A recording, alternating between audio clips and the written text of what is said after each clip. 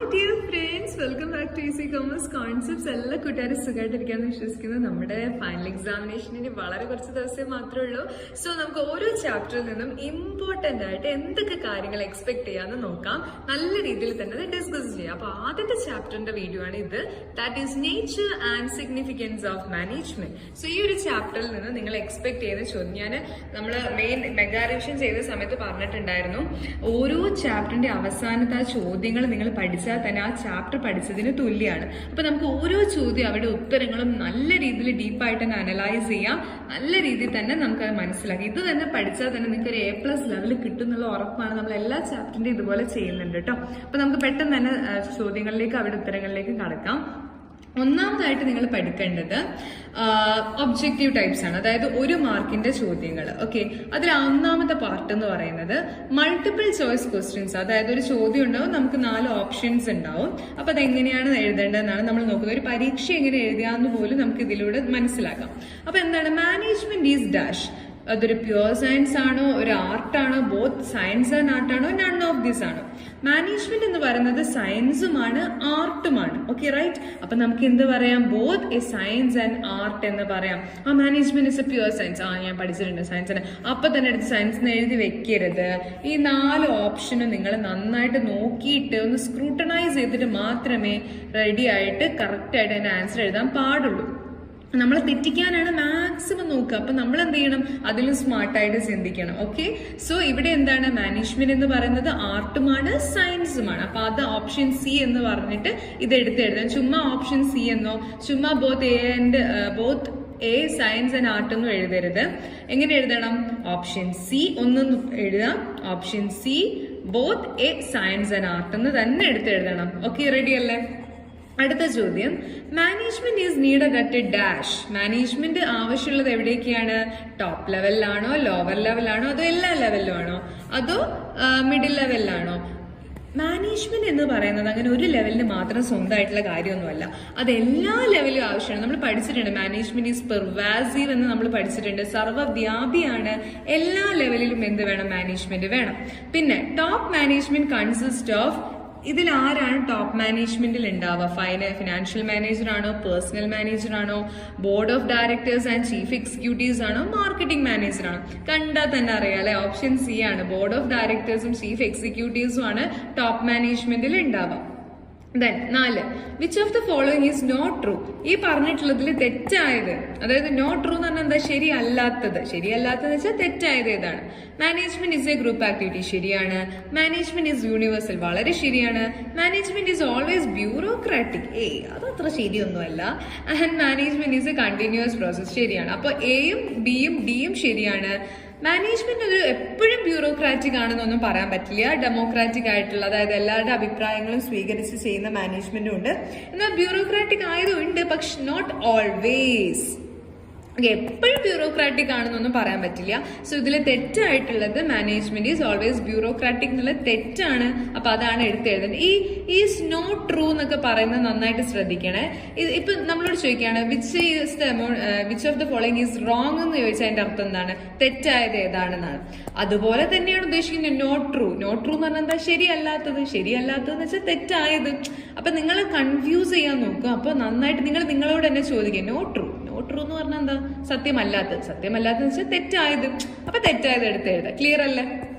അടുത്ത question, the essence of management. ഞാൻ നമ്മുടെ മെഗാ റിവിഷൻ എടുത്ത സമയത്തും പറഞ്ഞിട്ടുണ്ടായിരുന്നു, മാനേജ്മെന്റിന്റെ എസെൻസ് എന്ന് പറയുന്നത് ദാറ്റ് ഈസ് കോർഡിനേഷൻ ആണ്. എല്ലാം ഇമ്പോർട്ടന്റ് ആണ്. അതായത് പ്ലാനിങ്ങും ഓർഗനൈസിങ്ങും കൺട്രോളിങ് ഒക്കെ വേണം. പക്ഷെ മാനേജ്മെന്റിന്റെ എസെൻസ് എന്നറിയപ്പെടുന്നത് കോർഡിനേഷൻ ആണ്. ഓക്കെ, ക്ലിയർ അല്ലേ?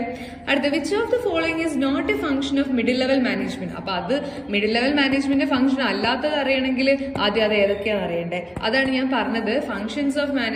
ലെവൽസ് ഓഫ് മാനേജ്മെന്റ് നിങ്ങൾ നിർബന്ധമായും പഠിക്കണം. അതിൽ മിഡിൽ ലെവൽ മാനേജ്മെന്റിന് കൂടുതൽ പ്രാധാന്യം കൊടുത്ത് തന്നെ പഠിക്കണം. ക്ലിയർ അല്ലേ?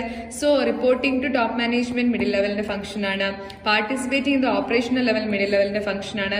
Lace down the objectives of the enterprise. എന്റർപ്രൈസിന്റെ ഒബ്ജക്റ്റീവ് ലേഡ് ചെയ്യുന്നത് അവരുടെ ഫംഗ്ഷൻ ഒന്നല്ല, അത് ടോപ്പ് ലെവലിന്റെയാണ്. Then directing the manager at lower level, അത് അവരുടെ ഫംഗ്ഷൻ തന്നെയാണ്. സോ ഇതിൽ ഏതാ തെറ്റ് അല്ലെങ്കിൽ ഫംഗ്ഷൻ അല്ലാത്തത്? Lace down the objectives of enterprise. അത് തെറ്റാണ്. അത് എടുത്തിട്ട് എഴുതാം. ക്ലിയർ അല്ലേ? അടുത്തത് ഒരു മാത്സ് ദ ഫോളോയിങ് ആണ്. നല്ല രീതിയിൽ നോക്കും. ഞാൻ ഇവിടെ മാച്ച് ഒക്കെ ചെയ്ത് വെച്ചിട്ടുണ്ട്. മാനേജ്മെന്റ് എന്തുമായിട്ടാണ് ബന്ധപ്പെട്ടിരിക്കുന്നത്? Getting things done through others. അപ്പൊ നിങ്ങൾ എന്ത് ചെയ്യണം എന്ന് വെച്ചാൽ ആദ്യം ഈ പാർട്ട് വായിച്ചു നോക്കണം, പിന്നെ ഈ പാർട്ടും വായിച്ചു നോക്കണം. എന്നിട്ട് ഇതിലുള്ളതിൽ ഏതിനോടാണ് ഇതിന് കണക്ഷൻ ഉള്ളത് നോക്കുക. സോ നോക്കിക്കേ, മാനേജ്മെന്റ് തന്നെ getting things done through others ആണ്. പർച്ചേസ് മാനേജർ എന്ന് പറയുന്നത് മിഡിൽ ലെവൽ മാനേജ്മെന്റ് ഉള്ളതാണ്. കോർഡിനേഷൻ എന്ന് പറയുന്നത് മാനേജ്മെന്റിന്റെ എസെൻസ് ആണ്. ലോവർ ലെവൽ മാനേജ്മെന്റിൽ സൂപ്പർവൈസേഴ്സ് ആണുള്ളത്. പ്ലാനിംഗ് എന്ന് പറയുന്നത് process of thinking and before doing ആണ്. അപ്പൊ ആദ്യം ഇത് വായിച്ചു നോക്കാം. ഇതുമായി കണക്ട് ചെയ്തിട്ട് ഇതിൽ ഏതിനാണ് കൂടുതൽ കണക്ഷൻ ഉള്ളത് അതിനോടാണ് നിങ്ങൾ കൂട്ടി വയ്ക്കുന്നത്. ഞാൻ ഇങ്ങനെ വരച്ചതുപോലെ അല്ല കേട്ടോ നിങ്ങൾ ആൻസർ എഴുതേണ്ടത്. നിങ്ങൾ ഇതേപോലെ എ പാർട്ട് എഴുതുക, ഇത് എ പാർട്ട് ഇതുപോലെ തന്നെ എഴുതുക. എന്നിട്ട് ബി പാർട്ടില് മാനേജ്മെന്റിന് നേരെ എന്താണോ ശരിയായിട്ടുള്ളത്, ഗെറ്റിംഗ് തിങ്സ് ഡൺ ത്രൂ അതാണ് അതിന് നേരെ നിങ്ങൾ ആൻസർ ആയിട്ട് എഴുതേണ്ടത്. ക്ലിയർ ആണല്ലോ? അങ്ങനെ ഓരോന്നും കറക്റ്റ് ആയിട്ട് എഴുതിയിട്ടാണ് മാച്ച് ചെയ്യുന്നത്. ഞാൻ ഈ വരച്ച പോലെ വരച്ച് വെക്കരുത് കേട്ടോ. ഞാൻ പിന്നെ ക്വസ്റ്റ്യനിൽ ഇങ്ങനെ ഉള്ളത് കൊണ്ട് അത് നിങ്ങൾക്ക് കാണിച്ചു തരാൻ വേണ്ടി ചെയ്തതല്ല. ഇങ്ങനെ വരച്ച് വെക്കരുത്. അതിന് പകരം അത് കറക്റ്റ് ആയിട്ട് ചേരുമ്പടി ചേർത്ത് തന്നെ എഴുതുക. ക്ലിയർ അല്ലേ? അടുത്ത ക്വസ്റ്റ്യൻ എന്ന് പറയുന്നത് ഫൈൻ ഓഡ് വൺ ഔട്ട് ആണ്. അതായത് ഒറ്റപ്പെട്ടതിനെ കണ്ടെത്തുക. Goal oriented, group activity, process, planning. ഇതിൽ goal oriented, group activity, process എന്നൊക്കെ പറയുന്നത് എന്താണ്? മാനേജ്മെന്റിന്റെ ഫീച്ചേഴ്സ് ആണ്. എന്നാൽ പ്ലാനിങ് എന്ന് പറയുന്നത് മാനേജ്മെന്റിന്റെ ഒരു ഫംഗ്ഷൻ ആണ്. അപ്പൊ 4 എണ്ണത്തിൽ 3 എണ്ണത്തിന് ഏകദേശം ഒരേ സ്വഭാവവും ഒന്നിന് വേറൊരു സ്വഭാവവും ആയിരിക്കും. ഓക്കെ, അത് കണ്ടുപിടിച്ചിട്ട് ആ ഒറ്റപ്പെട്ടതിനെയാണ് നമ്മൾ കണ്ടെത്തുക. റീസൺ ഒന്നും എഴുതാൻ പറഞ്ഞിട്ടില്ല. അഥവാ റീസൺ എഴുതാൻ പറഞ്ഞാൽ എന്ത് പറഞ്ഞാൽ മതി? The other 3s are the features of management and planning is A function of management. അപ്പൊ 2 സ്വഭാവമല്ലേ? അതുകൊണ്ടാണ് കേട്ടോ പ്ലാനിംഗ് ഒറ്റപ്പെട്ടു പോയത്. പാവം. അടുത്തത് organising, staffing, directing, mental exercise. ഇതിൽ ഓർഗനൈസിംഗും സ്റ്റാഫിംഗും ഡയറക്റ്റിംഗും എന്താ? മാനേജ്മെന്റിന്റെ ഫംഗ്ഷൻസ് ആണ്. എന്നാൽ മെന്റൽ എക്സസൈസ് മാനേജ്മെന്റിന്റെ ഒരു ഫംഗ്ഷൻ അല്ല. Clear? Then science, art, research, profession. ഇതിൽ സയൻസും ആർട്ടും പ്രൊഫഷനും എക്കണോമിക് ആക്ടിവിറ്റി ആയിട്ട് അല്ലെങ്കിൽ മാനേജ്മെന്റ് ആസ് എന്ന് പറഞ്ഞാൽ നമ്മൾ പഠിച്ചിട്ടുണ്ട്. Management as A art, management as A science, management as A profession, management nature പഠിച്ചിട്ടുണ്ട്. എന്നാൽ റിസർച്ച് അതിന്റെ ഒരു നേച്ചർ അല്ല, നമ്മൾ അതിലത് പഠിച്ചിട്ടില്ല. Then board of directors, chief executive, foreman, shareholders. ഇതിൽ ബോർഡ് ഓഫ് ഡയറക്ടേഴ്സും ചീഫ് എക്സിക്യൂട്ടീവും ഷെയർ ഹോൾഡേഴ്സും ടോപ്പ് ലെവൽ മാനേജ്മെന്റ് ഉള്ളതാണ്. ഫോർമാൻ ലോവർ ലെവൽ മാനേജ്മെന്റ് ഉള്ളതാണ്.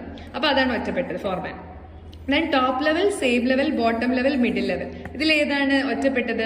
ഈ ടോപ്പ് ലെവല്, ബോട്ടം ലെവൽ എന്ന് വെച്ചാൽ ലോവർ ലെവല്, പിന്നെ മിഡിൽ ലെവൽ. ഈ 3 ലെവലും ലെവൽസ് ഓഫ് മാനേജ്മെന്റ് നമ്മൾ പഠിക്കുന്നുണ്ട്. എന്നാൽ സെയിം ലെവല് അങ്ങനെ ഒരു ലെവല് നമ്മൾ പഠിച്ചിട്ടില്ല.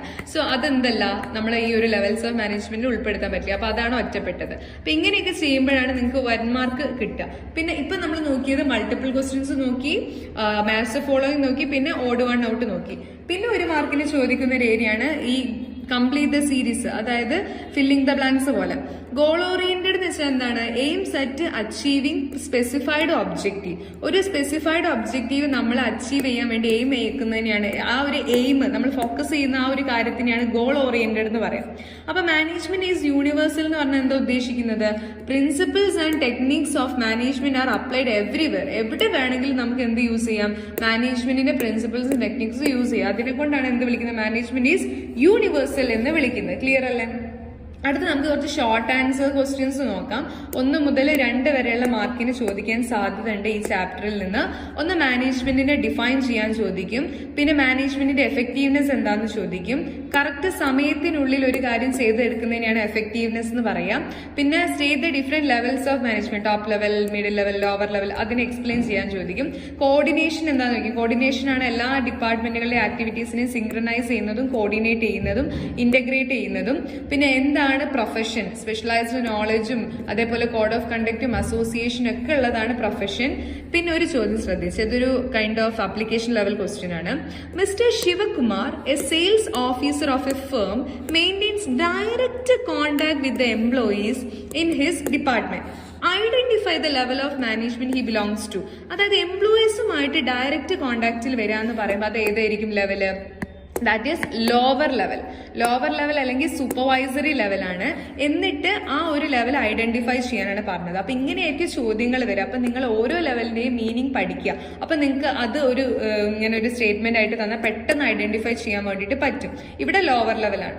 അടുത്ത question, identify the nature of management from the following statement. There are several educational institutions which impart knowledge of management to students.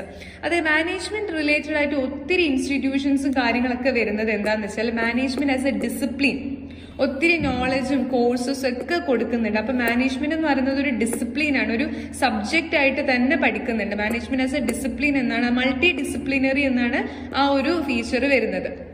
അടുത്തത്, A company achieved the targeted production 10,000 units but an increased labor cost. Is the performance of the company efficient or effective? ഇത് efficient ആണെന്ന് പറയാൻ പറ്റും. Labour cost increase ചെയ്തിട്ട് നമ്മൾ target achieve ചെയ്യുന്നത് efficient ആണെന്നോ effectiveness ആണെന്നോ ഒന്നും പറയാൻ പറ്റില്ല. എഫിഷ്യന്റ് ആണെന്ന് എപ്പോഴാ പറയാം? എഫിഷ്യന്റ് ആണെന്ന് വെച്ചാൽ നമുക്ക് തന്നിട്ടുള്ള ലിമിറ്റഡ് അല്ലെങ്കിൽ മിനിമം റിസോഴ്സും കോസ്റ്റ് ഉപയോഗിച്ച ഒരു കാര്യം നമ്മൾ അച്ചീവ് ചെയ്യുന്നതിനാണ് എഫിഷ്യന്റ് ആണെന്ന് പറയാം. അപ്പൊ ഇത് ഇവിടെ എഫിഷ്യന്റ് ആണ് എഫക്റ്റീവ് ആണെന്നൊന്നും പറയാൻ വേണ്ടി പറ്റില്ല. And all enterprise consist of A group of people with different needs which characteristic of the management highlighted here. ഒരു എന്താ പറയാ, എല്ലാ എന്റർപ്രൈസുകളും എന്താ പറയാ consist of A group of people. ഒരുപാട് ആളുകൾ അതിൽ വരുന്നുണ്ട്, അവരുടെ നീഡ്സും ഡിഫറെന്റ് ആണ്. ഓക്കെ, അപ്പോൾ എന്ത് ക്യാരക്ടറിസ്റ്റിക് ആണ് ഇവിടെ ഉദ്ദേശിക്കുന്നതാണ് ചോദ്യം. ബിക്കോസ് മാനേജ്മെന്റ് എന്ന് പറയുന്നത് ഒരു ഗ്രൂപ്പ് ആക്ടിവിറ്റിയാണ്. ഒരുമിച്ച് ആളുകൾ ഒരേ മനസ്സോടുകൂടി പ്രവർത്തിച്ചാൽ മാത്രമേ ഉള്ളൂ നമുക്ക് അത് നേടാൻ പറ്റൂ. അത് മാത്രമല്ല പേഴ്സണൽ ഒബ്ജക്റ്റീവും കൂടി അവിടെ നമ്മൾ എന്ത് ചെയ്യുന്നുണ്ട്, സാറ്റിസ്ഫൈ ചെയ്യുന്നുണ്ട്. പിന്നെ management adapts itself to the change introduce to innovation. Management ഒരു ഡൈനാമിക് ആയിട്ടുള്ള ഒരു കാര്യം ആയതുകൊണ്ടാണ് അതിന് എൻവയോൺമെന്റിലുള്ള മാറ്റങ്ങളെ പെട്ടെന്ന് അഡാപ്റ്റ് ചെയ്യാൻ വേണ്ടി പറ്റുന്നത്. അപ്പൊ മാനേജ്മെന്റ് ഈസ് ഡൈനാമിക് ആണ്. And identify the management function which ensures that activities of personnel users resources are in a conformity with the plans. നമ്മൾ പ്ലാൻ അനുസരിച്ചിട്ടാണ് എല്ലാം ചെയ്യുന്നത്. അതെന്താണ്? കൺട്രോളിംഗ് ആണ്, കൺട്രോൾ ആണ്. അതായത് മാനേജ്മെന്റ് കൺട്രോളിങ്ങിനെ ഫെസിലിറ്റേറ്റ് ചെയ്യുന്നുണ്ട്. പിന്നെ പോളിസി ഫോർമുലേഷൻ ആരുടെ ഫംഗ്ഷനാണ്? ടോപ്പ് മാനേജ്മെന്റിന്റെ ഫംഗ്ഷനാണ്. ടോപ്പ് ലെവൽ മാനേജ്മെന്റിന്റെ ഫംഗ്ഷനാണ് എന്ത്? പോളിസി ഫോർമുലേഷൻ എന്ന് പറയുന്നത്. Then management cannot be seen but its presence is visualised by the result. Management എന്ന് പറയുന്നത് ഇൻടാഞ്ചിബിൾ ആയിട്ടുള്ള ഒരു കാര്യമാണ്, പക്ഷെ അതിന്റെ ഫീലിംഗ് അല്ലെങ്കിൽ അതിന്റെ പ്രസൻസ് നമുക്ക് വിഷ്വലൈസ് ചെയ്യാൻ വേണ്ടിയിട്ട് പറ്റും. അപ്പൊ മാനേജ്മെന്റ് ഇൻടാഞ്ചിബിൾ ആണ്, ഇൻടാഞ്ചിബിൾ ആ ഒരു ഫീച്ചറാണ് അവിടെ ഹൈലൈറ്റ് ചെയ്യുന്നത്. Then identify the nature of management. Said to be management is systematized body of knowledge that explains certain general truth. അതെന്ന് പറയുന്നത് മാനേജ്മെന്റ് ഒരു സയൻസ് ആണ്, അതൊരു സിസ്റ്റമാറ്റൈസ്ഡ് ബോഡി ഓഫ് നോളജ് ആണ്. ജനറൽ ട്രൂത്ത് പറയുന്നുണ്ട്. അത് മാനേജ്മെന്റ് സയൻസ് എന്ന് പറയുന്ന ഒരു നേച്ചറാണ് അവിടെ നമുക്ക് കാണാൻ വേണ്ടി സാധിക്കുന്നത്.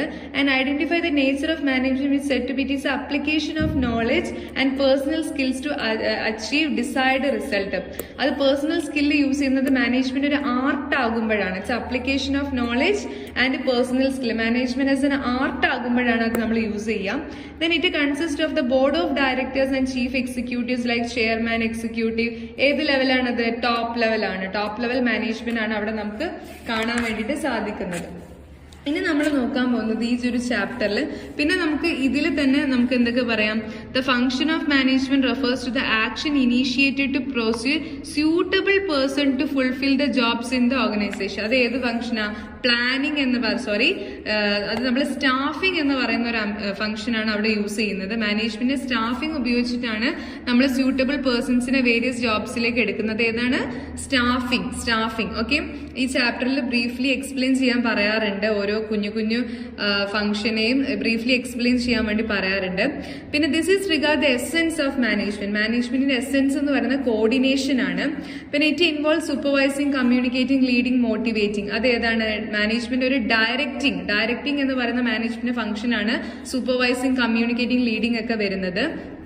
This level of management maintains close contact with the workers. വർക്കേഴ്സുമായിട്ട് ക്ലോസ് കോണ്ടാക്റ്റിൽ വരുന്നത് സൂപ്പർവൈസറി അല്ലെങ്കിൽ ലോവർ ലെവൽ മാനേജ്മെന്റ് ആണ്.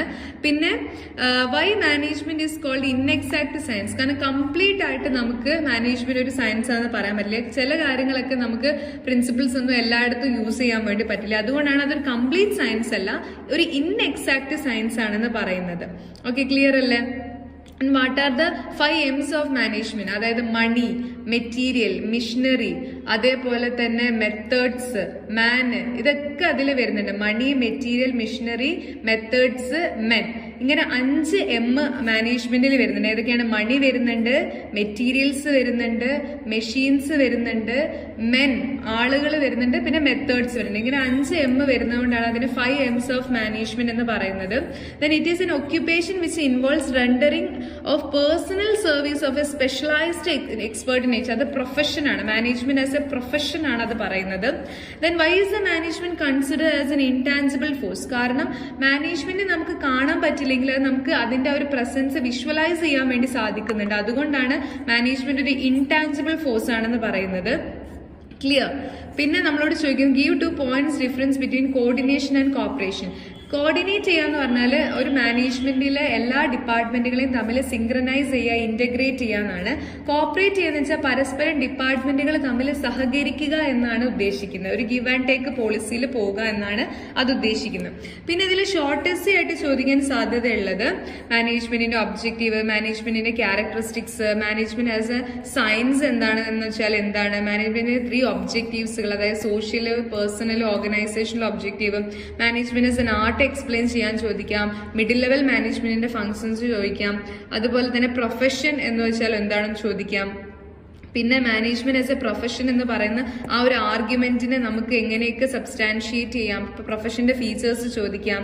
പിന്നെ നമുക്ക് പല രീതിയിലുള്ള ഒരു ഫോർമാൻ എന്ന് പറയുമ്പോൾ അത് ഏതിലാ വരിക? സൂപ്പർവൈസറി ലെവൽ അല്ലെങ്കിൽ ലോവർ ലെവലാണ്. പിന്നെ കോർഡിനേഷന്റെ ഫീച്ചേഴ്സ്. ഇത്രയും കാര്യങ്ങൾ നമുക്ക് ഒരു ഷോർട്ട് എസ്സേ ആയിട്ട് ചോദിക്കാം. ഇനി ഒരു ലോങ് എസ്സേ ആയിട്ട് അല്ലെങ്കിൽ ഒരു എസ്സേ ക്വസ്റ്റ്യൻ 5, 6, 8 മാർക്കിന് ചോദിക്കാൻ സാധ്യതയുള്ളത് മാനേജ്മെന്റിന്റെ ക്യാരക്ടറിസ്റ്റിക്സ് ആണ്, മാനേജ്മെന്റിന്റെ മെയിൻ ഫംഗ്ഷൻസ്, അതായത് planning, organising, staffing, directing and controlling. പിന്നെ coordination is essence of management, അത് എന്താണ് അതൊന്ന് എക്സ്പ്ലെയിൻ ചെയ്യാൻ ചോദിക്കും.